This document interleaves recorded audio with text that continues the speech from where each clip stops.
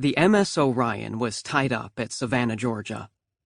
Simon Renier, hands in the pockets of his old-fashioned gray shorts, looked at the small white ship with mounting excitement. He would be spending the next week on the Orion en route to Venezuela, and already, standing on the pier in Savannah, he was farther away from home than he had ever been in his 13 years. It was chill this February day, with a thin rain and a biting wind. In a more sheltered part of the dock stood his cousin, Forsyth Phair, with whom he would be traveling, and his great-aunt Leonis Phair, with whom he lived, and who had come with them on the train from Charleston to see them off. Simon looked at the two of them standing under the shelter of the shed and their umbrellas, and thought that if he were traveling with Aunt Leonis instead of Cousin Forsyth, he would be perfectly happy. Aunt Leonis was comfort and all-rightness in a precarious world. Cousin Forsyth he had known for barely a month. And while the distinguished-looking middle-aged man was courteous and pleasant, he was not outgoing, and to Simon he was still a stranger. He looked damp and uncomfortable with the rain dripping off his large black umbrella, and the collar to his dark raincoat turned up.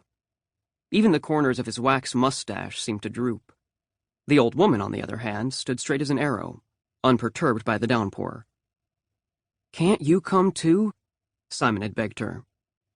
"I'm too tired, child," the old woman had said. "At 90, I've earned the right to my rocking chair and my books. Besides, I have to stay home and take care of Boz."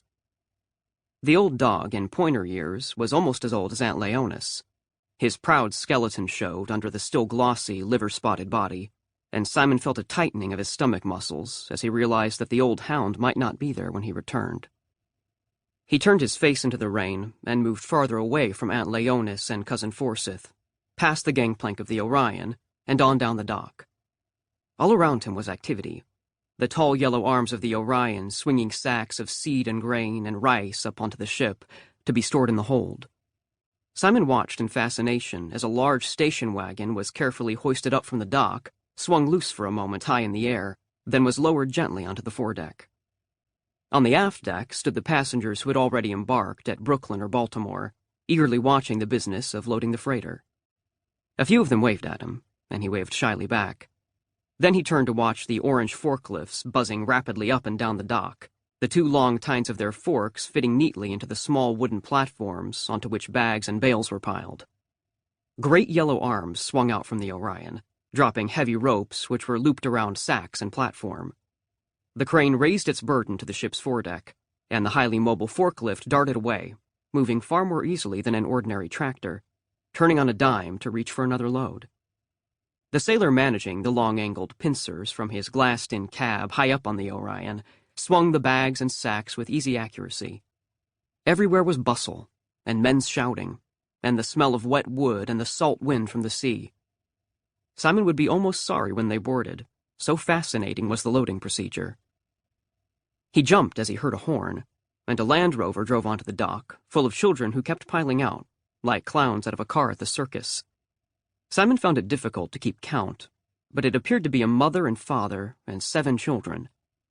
After considerable shouting and laughing, the 2 older children, a girl and a boy, sorted themselves out, managed to get 2 battered suitcases from the Land Rover, and came to stand not far from Simon. The mother urged the younger children back into the car, out of the rain, and the father, rain dripping off his cap, stood leaning in the window, talking to the mother. The girl, banging her old suitcase against her knees, dropped it by the gangplank and came on down the dock toward Simon. Her brother followed. She was, Simon guessed, maybe a year older than he was, maybe 14, and probably would resent being called a child. The boy looked younger, although he was as tall as Simon, who guessed him to be no more than 12.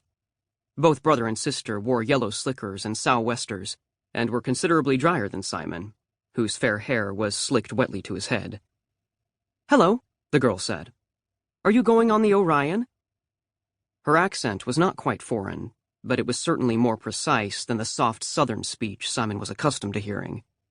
"Yes'm. Are you?" "Yes. At least Charles and Daddy and I are." She smiled, a swift spreading of sunlight over her face. "How nice to have someone our age. Daddy warned us that freighter passengers tend to be ancient.